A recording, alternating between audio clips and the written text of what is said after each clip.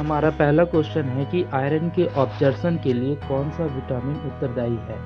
तो यहाँ पर ऑप्शन ए सही हो रहा है, विटामिन B12। इसके साथ साथ आपको ये भी जानना है कि विटामिन सी भी आयरन के ऑब्जर्प्शन को बढ़ाती है।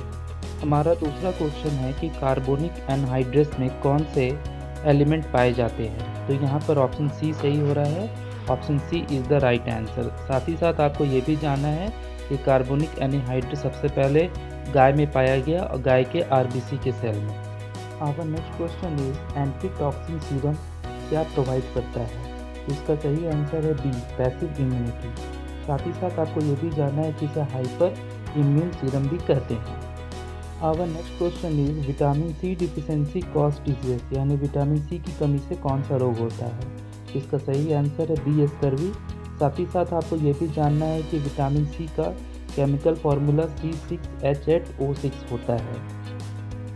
हमारा अगला क्वेश्चन है कि डीपीटी जो है वो किस तरह का इम्यूनाइजिंग एजेंट है। तो यहाँ पर ऑप्शन सी सही हो रहा है, डिप्थीरिया। साथ ही साथ आपको ये भी जानना है कि डीपीटी का फुल फॉर्म क्या होता है। तो डीपीटी का फुल फॉर्म होता है D for diphtheria, P for pertussis यानी वुलन cough and T for tetanus.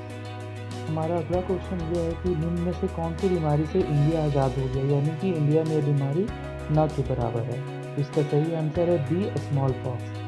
साथ ही आपको ये भी जानना है कि जो स्मॉल पॉक्स यानी चेचक है वो कौन से वायरस से होता है। तो ये है वेरियोला वायरस।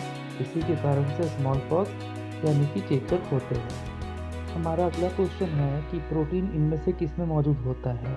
इसका सही आंसर है ऑप्शन डी, यानी कि अंडे। आपको ये भी याद रखना है कि अंडे में फास्फोरस, जिंक और कैल्शियम पाए जाते हैं। हमारा अगला क्वेश्चन है कि एंट अमीबा हिस्टोलिटा किसके लिए जिम्मेदार है। तो इसका सही आंसर है ऑप्शन डी, एमोबेसिस। एमोबेसिस के लिए एंट अमीबा हिस्टोलैटिका जिम्मेदार होते हैं। हमारा अगला क्वेश्चन है कि टाइफाइड जो है किस कारण होती है, यानी निम्न से दिए गए किस कारण से टाइफाइड होती है। तो ऑप्शन ए, सैलोमिना टाइफाइड बैक्टीरिया से टाइफाइड होती है। और आपको ये भी याद रखना है कि मेडिसिन शुरू होने के 7 से 10 दिन में ये ठीक हो जाती है, यानी मरीज को आराम मिल जाता है।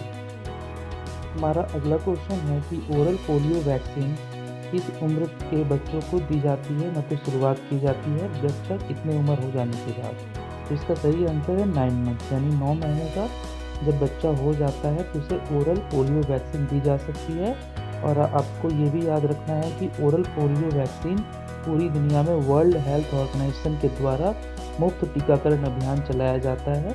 इसमें बच्चों को मुफ्त टीका दी जाती है पोलियो की।